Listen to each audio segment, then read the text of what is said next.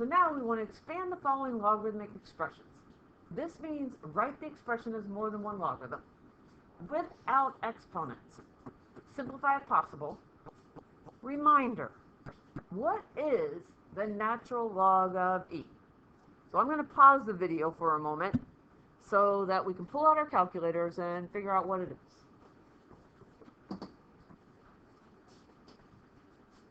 Natural log, look to the left of the calculator, third button from the bottom, and maybe the natural log, e, we can do second and the division bar, and the natural log of e is 1.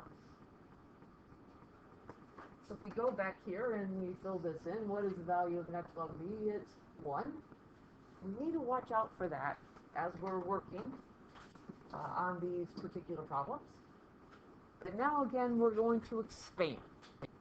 So on this particular problem, notice on problem number 1, log base 5 of 4 times x, multiplication. Product means the answer to multiplication, so we're going to use the product property. And what happens is this is going to become the log base 5 of 4 plus the log base 5 of x. But why am I saying simplify if possible?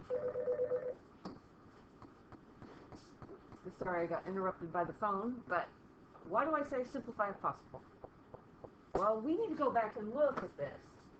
Do we know what 5 to what power equals 4 is? No, we can't figure that out. And over here on the second term, log base 5 of x, well, we already have a variable in that. We cannot simplify that.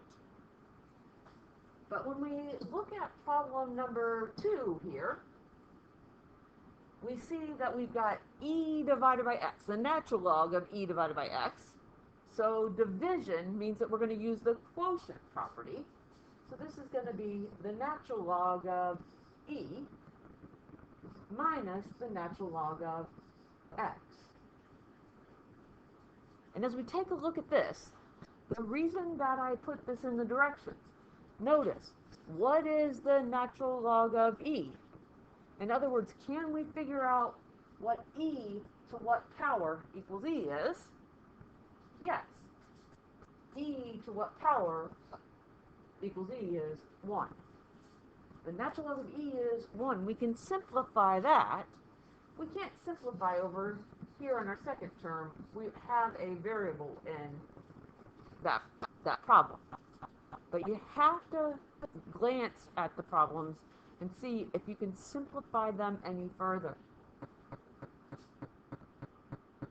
When we look at example number 3,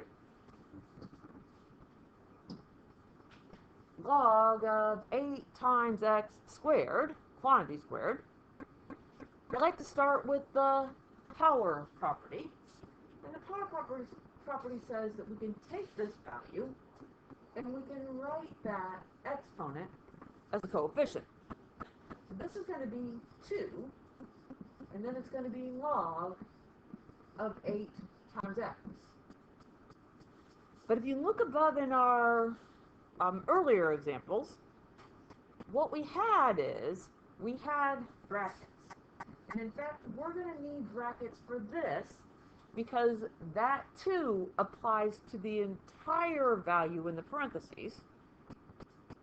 And then the important part in the parentheses is noticing that there is a multiplication. So this is going to be log of 8. Multiplication means that we're going to add when we expand this, and then we have log of x. Well, a couple things to think about. 1, what's the base when it isn't written? Well, it's a 10. So as we look at this problem right here, 10 to what value equals 8? We can't figure that out. On the second term here, 10 to what value equals x, because there's a variable in there, we can't figure that out either. But again, I want to emphasize that we need to check back. Do we need to simplify something as we're working out these problems? But there's the expanded version, 2 times the quantity of log 8 plus log of x.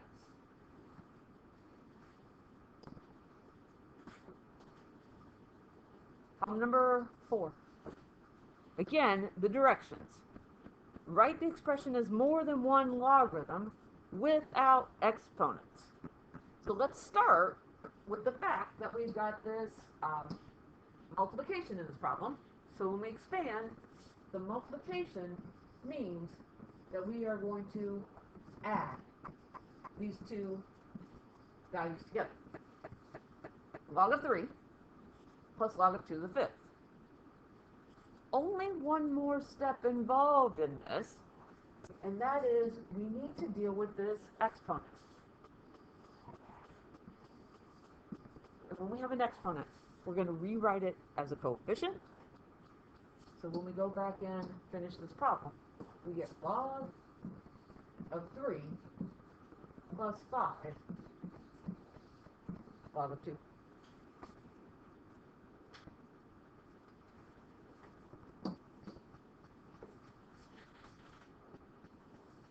As we get close to finishing, notice that we've got natural log on this particular problem, all variables, so we shouldn't be able to simplify anything on this particular problem. But as we take a look here, because it is division, this is going to be the natural log of x minus the natural log of y to the 7th. And once again, go back and look at the directions without exponents. So we need to deal with that exponent, but we're going to take that exponent and we're going to write it as a coefficient.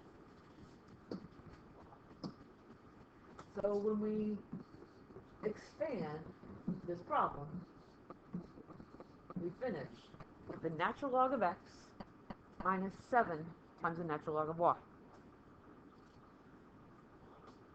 Very, very similar to finish our notes here. And this one says log base 2 of 6/11 cubed. Well, let's deal with the exponent first. This 3 is going to become a coefficient.